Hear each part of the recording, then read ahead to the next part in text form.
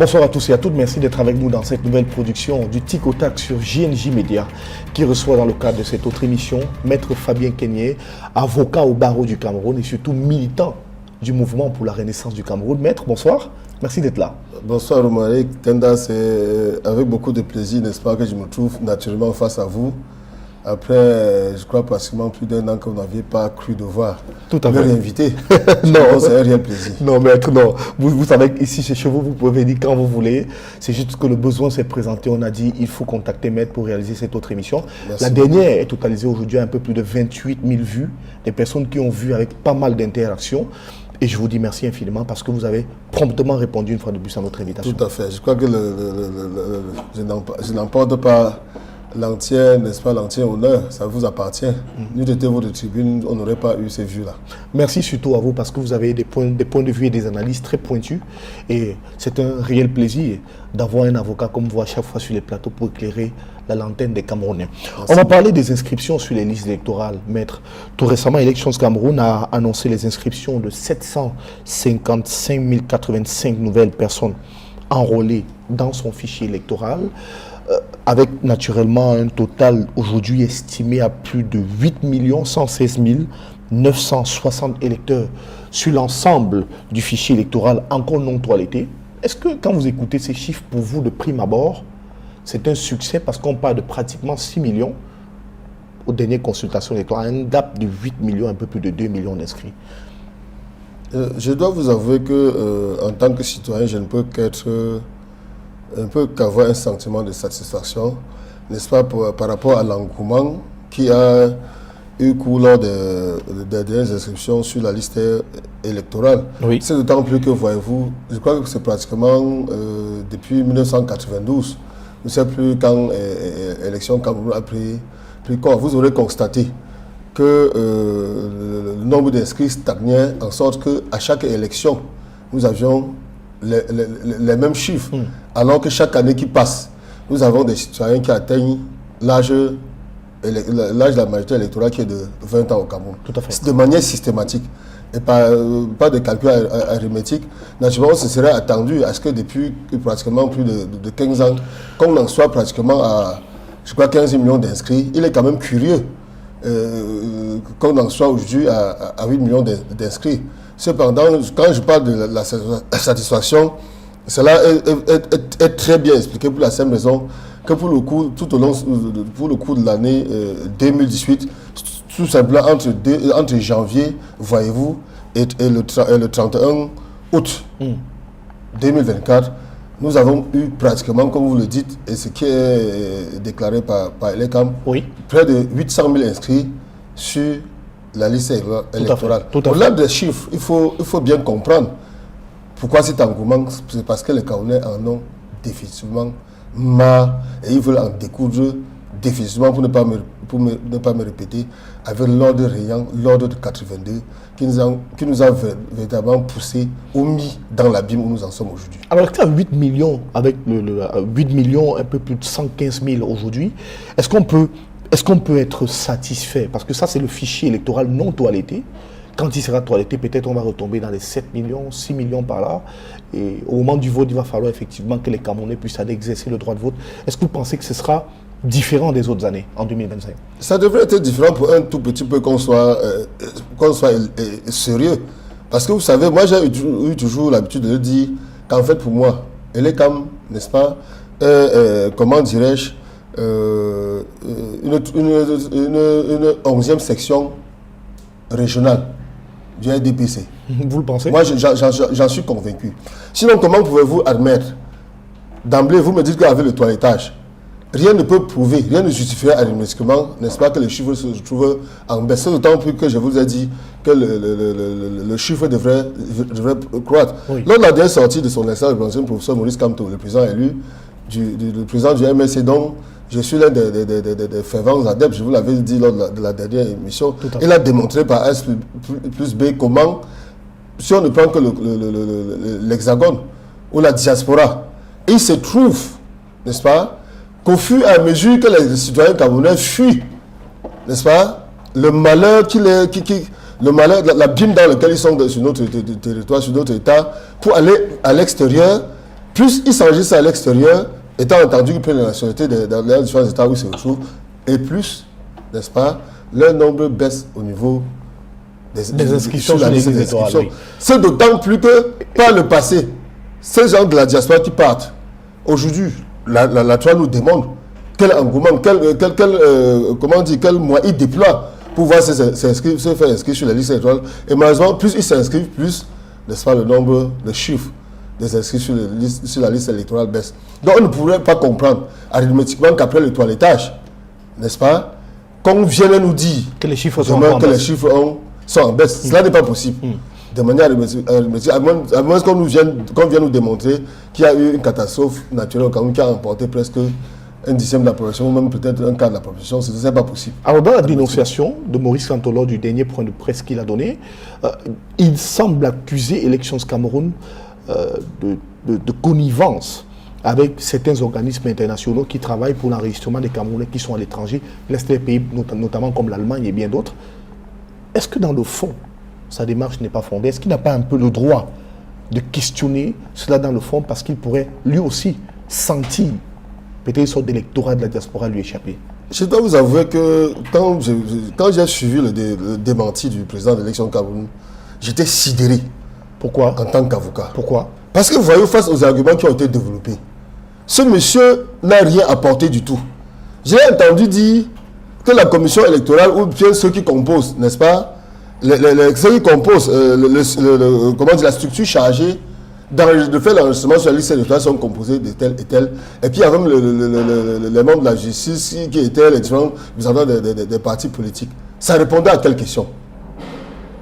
Ce qui a été déclaré, c'est qu'on ne comprenait pas qu'avec le nombre d'inscrits que nous avons eu au niveau de la diaspora, que le nombre, au lieu de croître, n'est-ce pas, est plutôt en baisse.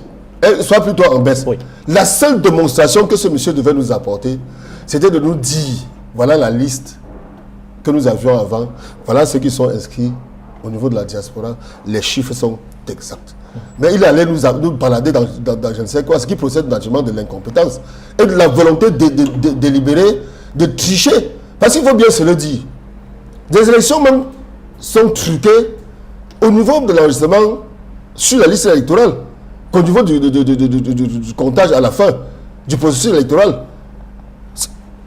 À qui profite cela? Mais bien entendu à l'ordre de rien. Bien entendu à l'ordre de rien. Je vous ai dit que pour ce qui me concerne, et ça c'est un fait, l'élection Cameroun n'est qu'une, n'est-ce pas, la 11e sous-section du RDPC. Ça c'est un fait. Ça c'est une évidence. Qui nomme ces personnes-là? Ces personnes répondent de qui? Encore que pour la plupart, ce sont des anciens membres du RDPC qui démissionnent de leur parti, qui ne font que faire le travail qu'il leur a assigné. Alors et surtout, que la loi, n'est-ce pas, qui institue le code électoral, leur donne la possibilité et consacre leur indépendance. Je ne sais pas finalement comment les Camerounais vont en venir à comprendre, n'est-ce pas, oui, qu'ils ont l'obligation, au niveau de chaque poste de législateur où ils se trouvent, de ne rendre que service au peuple camerounais. Avec tant de moyens. Je peux me tromper sur le budget, il me semble que c'est pratiquement 150 milliards de budget que ce monsieur est entré, cette institution a entré ses mains. Qu'est-ce qu'ils ne peuvent pas faire avec ce budget-là? Et ils n'ont aucun compte à rendre à qui que ce soit. Du simple fait de leur indépendance. Qu'est-ce qui les empêche donc d'entrer dans l'histoire en organisant des élections transparentes, libres et sans contestation, qui nous éviterait la crise que nous avons, ou qui a cours aujourd'hui dans le nôtre depuis pratiquement 8 ans. Alors, Maître Fabien Kenyé, quelle est l'attitude que les personnes inscrites sur les listes électorales devraient avoir à partir d'aujourd'hui? Parce que 2025, c'est bientôt, on va réouvrir les inscriptions sur les listes électorales, mais pas pour une très longue période. Quelle est l'attitude que ceux qui sont déjà inscrits aujourd'hui devraient avoir et que vous, le MRC, vous décidez de dicter à la population, à votre futur électorat? Malik, je vous assure que la plus grande expression de la démocratie consacrée, c'est le principe one man, one vote. Ça, c'est dans la tradition anglo-saxonne. Tout à fait. Il n'y a aucune arme qui dépasse la carte électorale. Aucune arme qui dépasse la carte électorale. Et c'est pour ça que vous aurez constaté que l'élection Cameroun se refuse n'est-ce pas, depuis des années ou depuis sa création, de publier la liste électorale telle que cela est prévu par la loi. Publier la liste électorale, c'est quoi? Ça dit l'entièreté de la liste électorale sur le plan national. Cela permettrait à ce que, si un citoyen s'est inscrit et qu'il ne retrouve pas son nom, qu'il puisse porter des revendications. Ça voudrait aussi permettre que si, pour le toilettage, s'il y a des personnes qui n'existent plus, ou qui ont immigré, ou qui ont été affectées ailleurs, que ces personnes puissent, n'est-ce pas, demander à être omis de liste électorale, ou que la liste électorale soit effectivement toilettée. Mais c'est l'une des plus garanties, l'une des plus grandes garanties du processus électoral, la transparence de la liste électorale. Oui. Et l'élection Cameroun s'y refuse.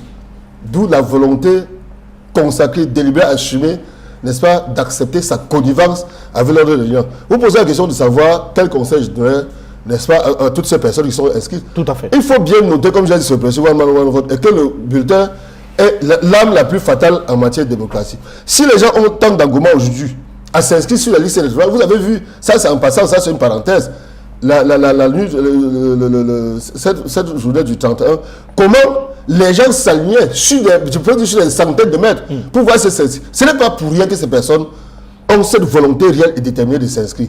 C'est pour le cas, le moment arrivé, Oui. n'est-ce pas, Oui. décider de qui les représentera du plus haut sommet de l'État. Parce que, voyez-vous, nos gouvernements ont toujours perdu de vue que là où ils sont là, ils sont nos serviteurs. C'est nous qui les mandatons.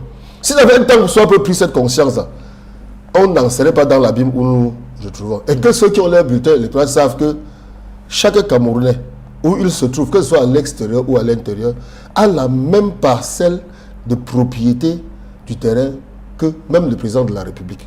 Je vous l'assure. Oui. En sorte que si, dans la distribution du cadeau national, il se trouve qu'il y a une personne qui en est plus, il faudra tout simplement que cette personne ait pu travailler que toute autre personne. Nous avons malheureusement face à nous aujourd'hui des gangsters à col blanc qui ont mis la main sur le drapeau national. C'est pas un Je peu ne vais pas fort, trop revenir c'est sur... pas un peu fort le mot gangster à col Je blanc. dois vous avouer, quand vous êtes un citoyen camerounais comme moi, et que vous voyez vos parents, vos pères, vous voyez vos soeurs, vos frères et tout, n'est-ce pas, qui au quotidien sont décimés dans les accidents de la circulation. Quand vous voyez ce qui se passe au Grand Nord, quand vous voyez par exemple l'extrême nord qui est totalement coupé du reste du pays, du fait de manque de route, alors que nous avons tant de potentiel, qu'est-ce qui nous manque? Ne devrais-je pas dire, et quand vous voyez peut-être le niveau de vie Oui. conçu de ceux qui nous gouvernent, n'allez-vous pas penser, n'est-ce pas, que ce sont des voleurs à col blanc, des mafieux qui nous gouvernent, à qui nous avons tout donné et qui ne nous restituent rien? Les mots ne sont pas un peu forts, maître? Je vous assure, j'ai vu avant de venir aujourd'hui, je crois que c'est dans la toile, un pauvre monsieur qui avait, je crois, volé quelques kilogrammes de cacao dans, je ne sais dans quelle zone du sud, qui était passé à tabac. Lorsque j'ai eu dit, dans le forum où je me retrouvais, que c'était de la torture et que cela était interdit par la loi, vous ne pouvez pas savoir ce que j'ai reçu comme un injure. Qu'est-ce qu'on vous a dit? Mais les gens me reprochaient le fait de défendre ces délinquants. Et parmi eux, il y avait, pour la plupart, des docteurs, même des philosophes. Vous imaginez le niveau de décrypture morale de la société.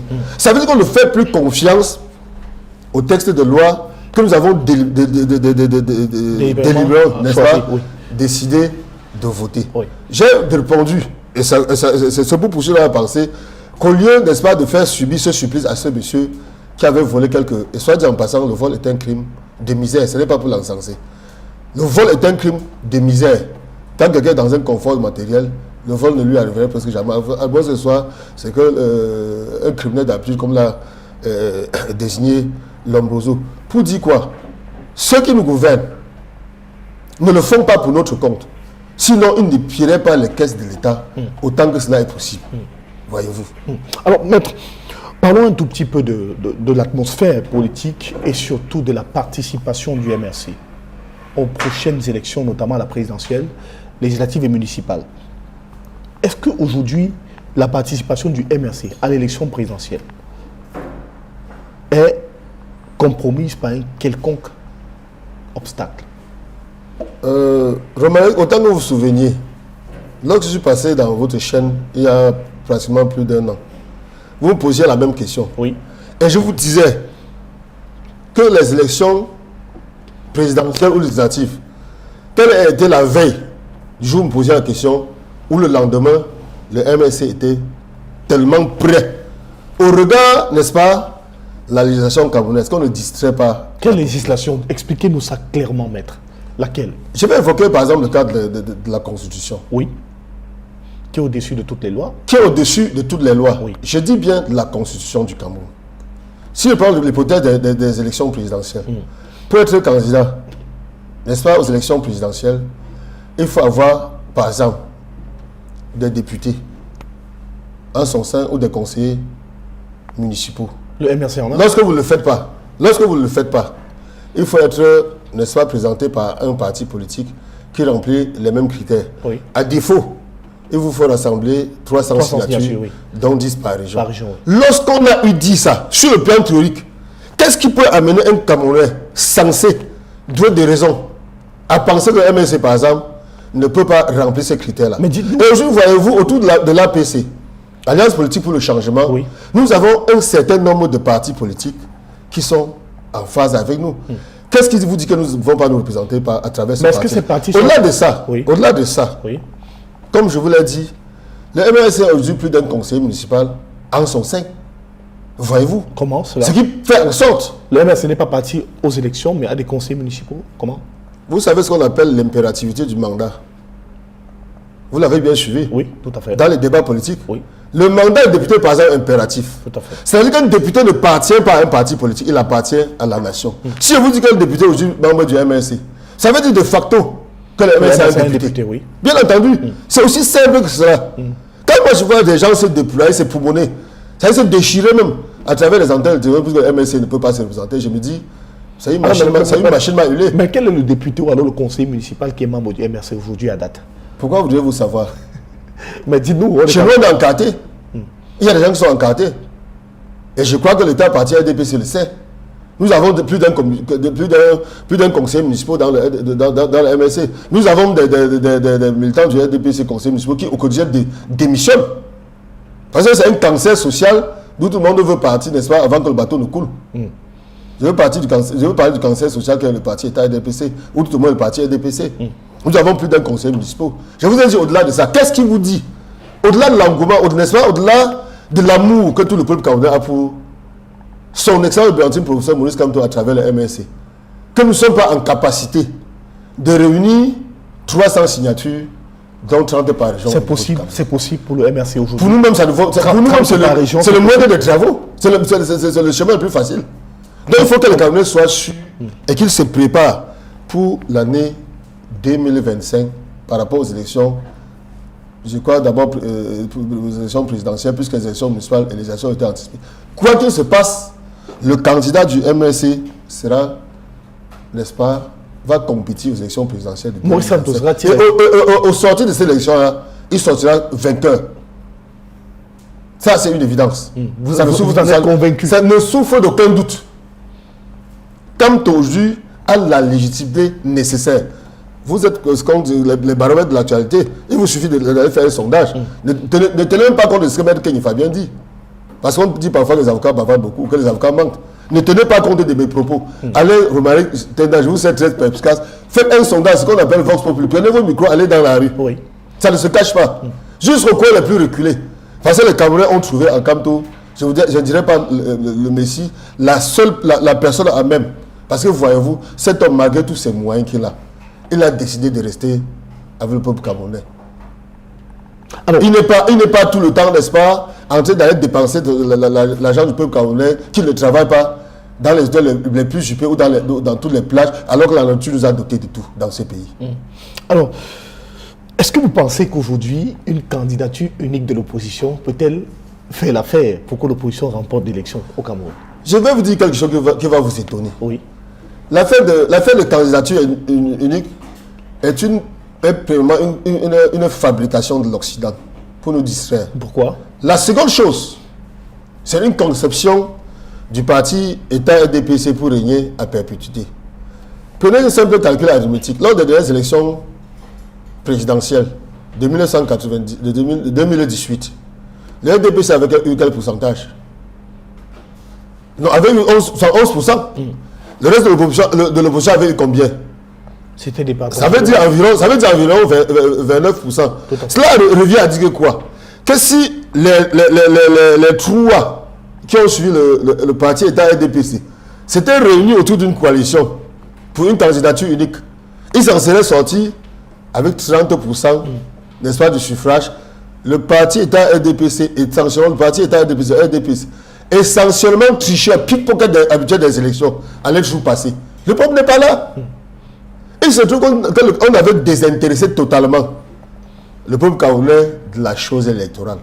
Mais la mayonnaise aujourd'hui, que son excellent le professeur Maurice Kamto n'est-ce pas, d'ici dans la société, à travers son appel sur l'inscription sur les listes a pris, les Camerounais ont pris définitivement conscience.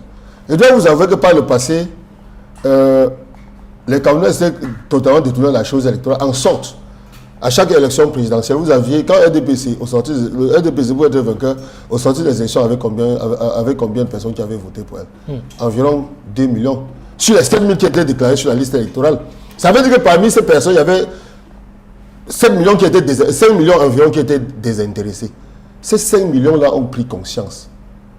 N'est-ce pas? Et pour les futures élections, ils comme ces 5 millions de personnes-là, aujourd'hui, sont décidés à en découdre avec le régime en place. Si vous y ajoutez les nouveaux inscrits, dont vous avez donné tout à l'heure les chiffres, environ 1 million depuis, nous en sommes aujourd'hui pratiquement à 8 millions et plus. Ça dit qu'arithmétiquement, si le RDPC, avec sa tricherie habituelle, avec sa fraude électorale consanguinaire, n'est-ce pas, parvient à maintenir ces 2 millions, le reste de 2 millions, de 8 millions de Camerounais viendra voter contre le parti État RDPC et ils n'y pourront rien. Donc, pour conclure en vous disant que la candidature unique est un leurre. Ça n'a même pas de sens. Ça n'a pas de sens. Ça n'a pas de sens en ce qui me concerne. Mais est-ce que bon, en tout cas, on va poser cette question dans quelques instants. Je propose qu'on marque une pause. On se retrouve dans la deuxième partie de cet entretien. À tout de suite. Vous regardez JNJ Média. Restez avec nous. De retour sur ce plateau pour la deuxième partie de cet entretien, toujours avec notre invité, Maître Fabien Kenyé. Maître, merci une fois de plus de répondre à nos questions. C'est moi qui vous remercie. Est-ce que vous n'êtes pas est-ce que c'est pas du messianisme au final, comme le pensent certains membres de l'opposition, du genre, si c'est pas Maurice Kamto, c'est personne d'autre? Personne ne l'a dit. Et avant de vous répondre, lorsqu'on met sur pied une plateforme comme l'APC, et que tous ceux qui décident de venir auprès de l'APC, qu'on puisse leur dire, écoutez, si vous venez à l'APC, sachez que le leader est déjà connu d'avance, c'est Maurice Kamto. Est-ce que ce n'est pas biaisé ou alors rabaisser les autres chances des personnes de l'opposition qui souhaiteraient, elles aussi, pourquoi pas jouer un rôle majeur dans ce changement? Aujourd'hui, l'un n'est pas à la distraction et nous ne sommes pas au messianisme. Kamto n'a jamais demandé que l'APC soit créée. Il n'a jamais non plus demandé, n'est-ce pas, à être désigné candidat de l'APC. Mais il a quand même cautionné les annonces. Il a accepté. Oui. Et moi, j'étais même témoin lorsque, n'est-ce pas, l'honorable député Niché, qu'on ne présente plus, lui demandait expressément lors de notre convention qui a eu lieu, je crois, ça devait être dans la journée du 9 décembre 2023 à Yaoundé. Premièrement, il n'a jamais demandé à être candidat de l'APC. Il était désigné, de par les statuts du MSC, candidat devant représenter le MSC à toutes les élections, à l'élection présidentielle particulièrement. L'APC a été créé et il a dit « j'accepte ». Il ne s'agit pas du messianisme. Je dis qu'on ne perde pas du temps. Moi, je le dis en tant qu'acteur social et en tant que militant aussi de mon parti. Je dois vous avouer, Romaric, je fais de la politique depuis 1980, ça veut dire depuis 34 ans. Je n'ai pas souvent caché de mon ancien militantisme au parti, au SDF. Tout à fait. Il faut parfois éviter l'histoire. Sans l'histoire, on se trompe. Lorsqu'on vient dire à Frundi qu'il est candidat pour l'Union pour le changement, cela ne pose aucune polémique à personne. On le fait parce que, on le dit parce que on est sûr et convaincu. Les différences, les véritables opposants, ce qu'on appelle opposants, ceux qui s'opposent véritablement à l'aide de l'Union, dans leur unanimité, sont sûrs et convaincus que ça personne à même de renverser le régime en place. Ce qui avait été le cas, puisque c'est Sroundi qui avait gagné les élections présidentielles en 1992, les anciens militants du RDPC. Non, du RDPC, le conflit. Au-delà de l'avocat Akere Mouna qui avait dit effectivement Sroundi était sorti du vainqueur de la liste électorale. Je peux me départir de ma casquette politique ou de l'amour que j'ai pour son excellent professeur Maurice Kamto, le président élu du Cameroun, le futur président du Cameroun. Parce que c'est un futur président du Cameroun. Quand vous regardez ce monsieur, le territoire camerounais est composé d'un territoire virtuel qui est la diaspora et du territoire camerounais proprement dit. Lorsque vous voyez l'engouement ou la détermination, la férocité avec laquelle, n'est-ce pas, l'ordre régnant combat le MLC et son leader, vous comprenez que c'est ce parti-là qui a lui-même, de facto, avec tous les membres de renseignement, désigné son véritable adversaire. La diaspora acquise à cause du MLC ou du candidat de l'APC à 95%. Ne soyons pas naïfs. Dans les véritables démocraties, c'est pour ça que je vous dis tout à l'heure que la candidature dont on parle, c'est un leurre. Dans les véritables démocraties, pour toute personne qui est sérieuse, pour un opposant sérieux, quand vous faites la comptabilité, l'arithmétique, et que vous vous rendez compte que vous n'avez contre vous qu'un seul adversaire, vous devez trouver vous-même qui parmi vous est la personne à même de vous représenter. Vous, à ce moment, vous alignez derrière cette personne-là. Et c'est cette personne sans conteste. Il ne faut pas, je ne sais pas, être un devin. Il ne faut pas aller chez un marabout pour le savoir. C'est Kamto. Il n'y en a pas d'autre. Je vous ai donné des éléments qui prouvent à suffire. Je ne plaide pas. Pendant que je vous parle là, j'ai 5 militants du MLC qui sont incarcérés à la prison centrale de New-Bel depuis pratiquement 5 ans. Et il y en a pratiquement, je crois, plus d'une vingtaine ou trentaine au niveau de la prison de Yaoundé. De Yaoundé. Oui. Donc un professeur d'université, le professeur Alain Fogué, pour ne pas le nommer, le brillantissime Boubi Noussak, Pascal Zamboué, des pères de famille, qui y sont, pour avoir fait quoi?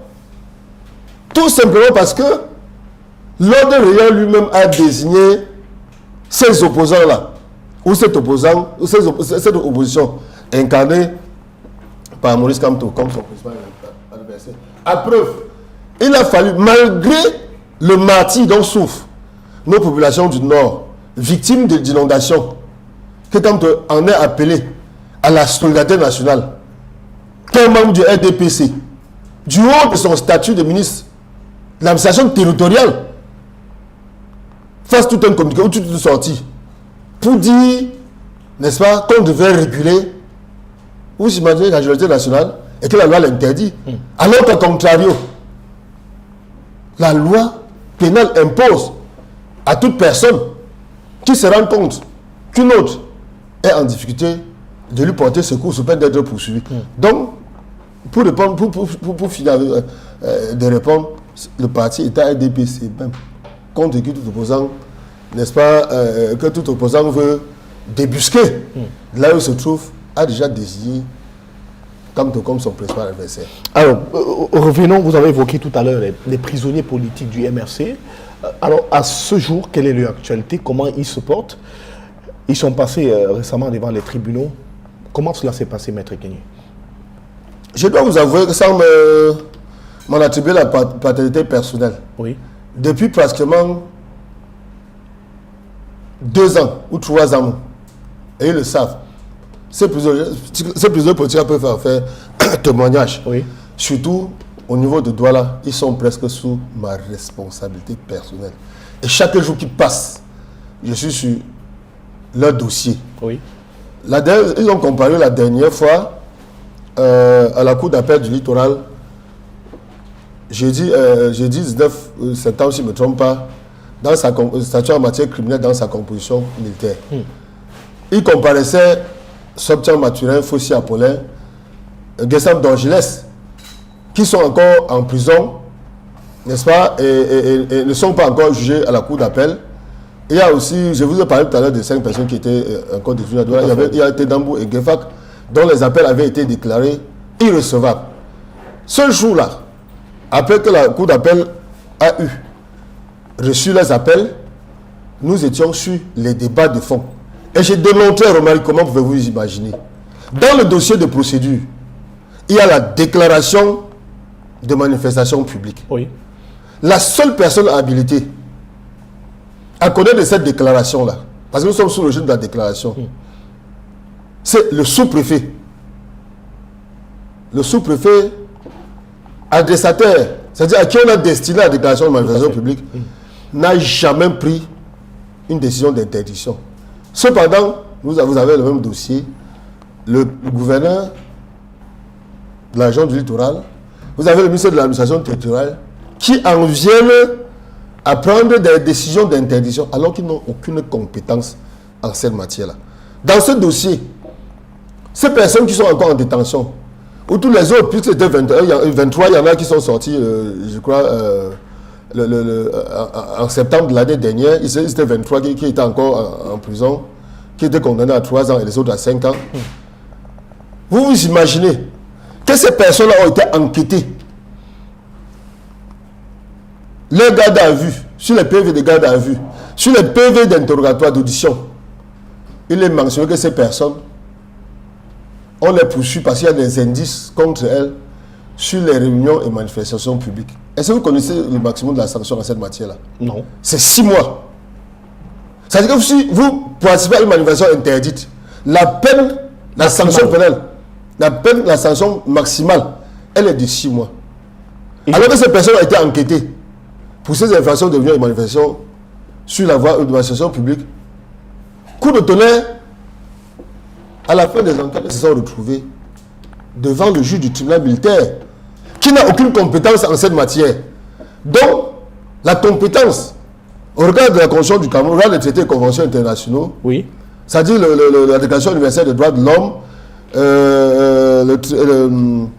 le pacte la Charte africaine des droits de l'homme, le pacte international sur les droits civils et politiques, autant pour moi, interdisent de quelle manière que ce soit que les tribunaux militaires jugent des civils.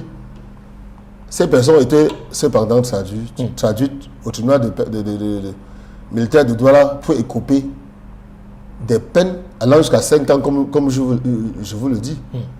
Même un avis du groupe de travail des Nations Unies contre la détention arbitraire, une décision supérieure aux décisions camerounaises, puisque c'est l'avis dont on parle, c'est une juridiction qui est au-dessus des juridictions camerounaises, a demandé à l'État de libérer immédiatement ces personnes et de les indemniser. Oui. Depuis lors, ça fait pratiquement plus d'un an. Ces personnes sont toujours en prison. Donc, nos gouvernants décident délibérément de transformer l'État camerounais en un État voyou, de mettre l'État camerounais au banc de toute la communauté internationale. Et pourtant, c'est pourtant ces gouvernants qui sont allés ratifier les différents traités que vous venez de citer. Vous savez pourquoi ils ratifient ces traités? Pas du tout. Parce qu'ils veulent, n'est-ce pas, se montrer, comment dirais-je l'expression, ils veulent caresser dans le sens du poids de la communauté internationale et dire comment ils sont dans un état de droit pour pouvoir bénéficier des différents financements qui rentrent ici croqués. Vous connaissez aujourd'hui l'endettement du Cameroun. L'un des États les plus endettés avec le tissu social, socio-économique délabré. Aujourd'hui, ces prisonniers politiques, dans quel état sont-ils? Je dois vous avouer qu'il y a une anecdote qui m'a beaucoup surpris. Je vais citer le cas de... Il y a eu lors de ce procès-là quelque chose qui m'a tellement ragadi. Je crois que ça va concerner Sobtian Maturé. Je lui pose la question de savoir... Non, lorsque je suis en train de l'interroger, il me dit, il répond à la cour d'appel, fièrement, en bombant le torse, qu'il n'était pas du MLC au moment de son arrestation. Je lui demande, en retour, s'il n'était pas encarté, il dit qu'il n'avait jamais eu la carte du parti. Oui. Et qu'à l'instant où il est en train de passer à la cour d'appel, il est désormais militant convaincu du MLC. Et que, heureusement, vous voyez quelqu'un qui a passé 4 ans de vie en prison qui vous dit que ce pourquoi il est poursuivi, finalement il embrasse son supposé bourreau, qu'il est désormais, de manière irréfragable, membre du MLC. Bien avant, il y a eu quelqu'un d'autre qui est passé à fumer haut et fort. Comment on a été, il était membre du MLC. Qu'est-ce qu'il devait recommencer? Il le referait parce qu'il ne peut pas comprendre la guerre au Nosso. Qu'il ne peut pas comprendre qu'on ait détourné pratiquement 3 milliards de francs CFA à la faveur de la construction, n'est-ce pas, de l'organisation de la CAN qui a disparu. Oui. Il ne peut pas comprendre que la Cour des comptes ait déclaré des pertes de pratiquement 150 milliards dans le cadre de la lutte contre la Covid-19 et que on interdise aux Camerounais de marcher et que quand bien tu as marché, on t'a arrêté. Il ne peut pas comprendre qu'il n'est pas cassé un verre chinois. Parce qu'à la faveur de marche, là, c'est sous votre contrôle. Même un verre chinois n'avait pas été cassé. Aucune casse, que ce soit un bien privé, un bien public, rien n'avait été détruit. Comment donc se fait-il donc que ces pères de famille soient aujourd'hui en famille? Donc ils sont plus que jamais, soient aujourd'hui en prison. Ils sont plus que jamais engagés dans le combat. Plus que déterminés. Oui. Plus qu'avant. Et je crois que c'est à l'honneur du MLC parce que, voyez-vous, il y a aussi peut-être un côté qu'on n'a pas vu. Jamais de mémoire d'homme, que ce soit au niveau du Cameroun, en Afrique ou dans le monde entier, on n'a jamais vu un parti autant prendre soin de ses camarades lorsqu'ils sont en difficulté. Donc ils sont petits. Et je crois que c'est le projet, c'est la projection que nous donnons à la société sur la considération humaine. Parce que chez nous, peu importe le militant, le niveau social d'un militant, quand il est en souffrance, nous venons à son secours. Et c'est pour cela que dans le cadre, n'est-ce pas, de la catastrophe qui a eu cours et qui sévit encore, les populations sont en détresse dans le Grand Nord. C'est pour ça que son excellence, le professeur Maurice Kamto, en a appelé à la solidarité nationale. Je crois que nous allons le faire, coûte que vaille. Quoi que cela nous en coûte. Parce que c'est une obligation d'abord naturelle, c'est une obligation aussi légale que de le faire, sous peine d'être poursuivi pour non-assistance à la personne en danger. Alors, je sais que sur la question que nous allons aborder actuellement, vous avez un certain nombre de réserves, mais on voudrait aussi avoir un peu votre lecture sur la question. Que pensez-vous actuellement de la guerre qui existe entre le MINSEP et la Fédération camerounaise de football? Romaric, excusez-moi, je ne suis pas, comment dirais, dans votre processus éditorial. Ne perdons pas de temps à vos téléspectateurs. Pourquoi vous le pensez, maître? On va avoir votre avis. J'appelle le football le jeu des pieds. C'est là que j'ai développé quel pays? L'amusement, la distraction a déjà développé quel pays? Dans tous les pays du monde. C'est lorsqu'on a un certain seuil de développement. Lorsqu'on parvient à manger, lorsqu'on peut scolariser ses enfants, lorsqu'on peut se soigner quand on est malade, n'est-ce pas? Qu'on pense aux distractions. Qu'est-ce que nous avons au Cameroun pour que cette polémique envahisse la toile? Vous avez l'impression que c'est une polémique entretenue? Bien entendu. Pour dérouter. Bien entendu, c'est de la distraction pure et simple. Ça nous apporte quoi? Par le passé, le Cameroun allait jusqu'au quart de finale de la Coupe du Monde. On en est où aujourd'hui? Après cela, c'était la dégringolade. C'est vrai qu'on a eu les cadres, après 2002, on a eu la CAN 2000, on a eu les Jeux Olympiques. Depuis lors, ou depuis pratiquement 20 ans, on en est où? Je crois que le dernier que nous avons, c'est en 2022. Et vous savez aussi pourquoi? Non. Parce que le capitaine du bateau a cessé de fonctionner. A cessé de faire quoi que ce soit. Le bateau camerounais est ivre depuis longtemps. Mais pourtant, il n'y a plus de commandant à bord. Mais le pays est dirigé pourtant. Il est dirigé par qui? Le président Paul Biya, il est au pouvoir. Incroyable. Est-ce que vous pouvez me dire où il se trouve à ce moment? Les Camerounais meurent chaque jour dans tous les pays du monde qui sont dirigés. Une seule goutte de sang humain fait déplacer le président de la République. Dans un pays normal, nos frères du Nord qui sont couchés, qui disent, j'ai suivi des familles de 51 personnes qui disaient avoir reçu 2 matelas, un carton de sardines, un carton d'une maillot, un sac de riz. N'est-ce pas? C'est des êtres humains, ça. Quelle aide que l'État leur a apporté équivaut à 1750 francs CFA par tête. Mais est-ce que nous, avec ça, on peut nourrir des animaux? Est-ce qu'on peut nourrir des animaux avec ça? Pour un pays dirigé, est-ce que c'est pensable? Dans ce pays, nous n'anticipons pas.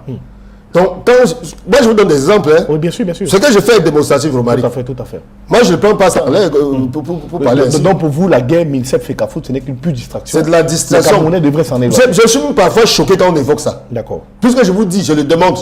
Citez-moi un seul pays qui a été développé par le football.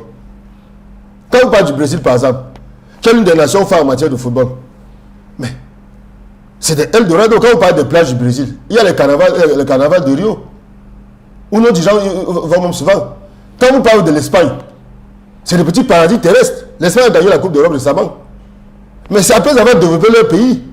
La France était champion du monde. Elle vient d'organiser les Jeux Olympiques. Oui. Mais regardez comment ces pays sont développés. Regardez quand c'est de personnes que cet État attire. Chaque année, en termes de tourisme, vous avez aujourd'hui un pays béni de Dieu qui a plusieurs vues sur la mer.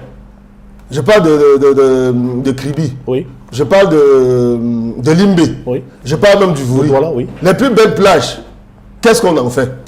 Mais nos dirigeants préfèrent aller, je ne sais pas, squatter dans quel pays. D'accord, maître. Développé par les autres. D'accord, maître.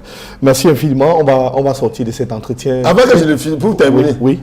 Est-ce que vous imaginez que je suis passé, j'ai fait le tour par temps de stade. Est-ce que le stade Japomaki a été construit ici récemment, quoi, un stade? Le stade de Japomaki. Est-ce que vous pouvez me dire dans quel état se trouvent les routes qui servent ce stade-là? Mais moi, j'ai de la peine d'être Camerounais. Peut-être faudra-t-il aussi que je cherche à partir.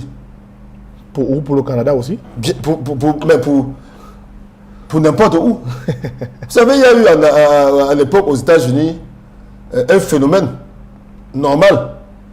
Les gens quittaient le Sud. Vous avez parti. Le Sud est raciste. Vous avez parti et laissé le combat politique? S'il vous plaît, je suis en train de vous répondre. Oui. J'ai dit une fois aux États-Unis, ségrégationnistes. Les populations noires quittaient le Sud pour aller vers le Nord, sans savoir si le Nord était plus dangereux que le Sud ou pas. Il fallait absolument partir. Question de Quand on posait la question de savoir, nous vivons presque l'enfer aujourd'hui. J'ai été par exemple kidnappé. On m'avait offert de partir. C'est pas pour dire que je suis encore dans ces pays. Oui. Ça laisse à désirer. Ça laisse vraiment à désirer. Vous n'avez pas de route, vous n'avez pas de enjeux sanitaires. Récemment, à la faveur de la rentrée, vous avez vu des gens, des lycées sous les arbres. Vous avez des femmes dans le Grand Nord qui accouchent, n'est-ce pas, sur des bancs, sans matelas. Des lycées qui se créent chaque jour qui passe, sur du papier. Je suis ressortissant de la région de l'Ouest, Bafou, Pachang dans la Ménoire particulièrement. J'ai vu un décret dans un forum, les gens jubilaient en disant que le chef de l'État les a gratifiés, ou dans un lycée technique, je sais encore quoi. Moi je dis, mais vous êtes tellement bête. Vous jubilez quoi? Vous jubilez quoi? On vous crée des lycées sur du papier et vous jubilez. C'est comme ça qu'on développe un pays. On en est arrivé, et vous savez bien que ces papiers sont signés au prix fort par une administration extrêmement corrompue. Si les gars ont perdu de vue que c'est l'éducation qui fait en sorte qu'on développe un pays, pouvons-nous encore accorder le moins de crédit à ces personnes-là? Très bonne question, maître. Merci beaucoup. C'est ici qu'on va mettre un thème à cet entretien. Et pour sortir, il y a une actualité qui est sur la toile, qui tourne autour d'une jeune dame, Vanessa Tchatchou, qui est un véritable exemple de résilience. Nous avons glané ci et là quelques informations. Est-ce que vous avez un rôle particulier que vous avez joué dans la carrière de cette femme? Je dois vous avouer, Romaric, que je ne m'attendais pas à cette question concernant cette jeune conseillère, puisqu'elle est désormais Maître Tchatchou Vanessa pour avoir prêté serment le 13 septembre dernier. Oui. C'est une fille que j'ai connue de manière fugitive il y a longtemps. Je crois que ça devait être à travers mon camarade de parti d'Achua, pendant qu'il était à l'université. Angibel Lebon. Angibel Lebon d'Achua, pendant qu'il était à l'université avec Ebodé. Oui. Oui. Je ne sais pas ce que nous faisions à Tchad. Je l'ai connu là-bas. Et bien avant, le drame qu'elle a eu à connaître dans sa vie, si jeune, à 17 ans, j'en partageais d'abord déjà la douleur. Et lorsque je l'ai vu, nous avons échangé. Je vais vous surprendre. Peut-être beaucoup de gens ne savent pas. Dites-nous. Je vois beaucoup d'agitation sur la toile et beaucoup de messages et tout, beaucoup de tensions autour de sa personne. Dieu a fait en sorte que pour accéder au barreau du Cameroun, c'est moi, n'est-ce pas, qu'il y amène. Ça a fait de moi son parrain. Elle est aujourd'hui sous ma responsabilité. C'est moi qui suis son parrain, c'est moi qui est en charge sa formation pour l'amener, n'est-ce pas, aux destinées, la plus belle profession du monde, qu'est l'avocature. Merci, bravo, maître. C'est une exclusivité. Merci beaucoup, maître. La donne. Ça, on ne le savait pas. Merci infiniment. C'est vrai que c'est vous qui parrainez Vanessa Tchatchou pour qu'elle ait la carrière d'avocate qu'elle a aujourd'hui. Absolument. Et je vais continuer à l'encadrer. Merci beaucoup, maître. Merci bien. pour ce que vous faites. Ça montre également qu'au fond de vous, il y a un côté humaniste très fort. Extrêmement. Merci pour ce que vous faites. Je ne connais que ça. Sortir des personnes dans des situations si difficiles, les accompagner pour pouvoir voir la lumière. Ça fait partie de ma vocation d'avocat. C'est exceptionnel. Merci infiniment. Merci moi pour qui cette vous remercie, grosse exclusivité. Clin d'œil également à Vanessa Tchatchou qui pourrait être dans les prochains jours Je le souhaite. notre invité. On va forcément négocier cela avec vous, Tout à fait. si vous le permettez. Merci également, hein, c'est la fin de cet entretien. Merci à vous de l'avoir suivi. Merci à Maître Fabien Kenyé d'être passé par ici. Merci à Gilles Bédanoubissi. Merci à MNZ et à toute l'équipe de production chapeautée par notre coordonnatrice à qui nous faisons un big up ce soir. On se retrouve bientôt avec un autre invité avec le même plaisir. À très vite.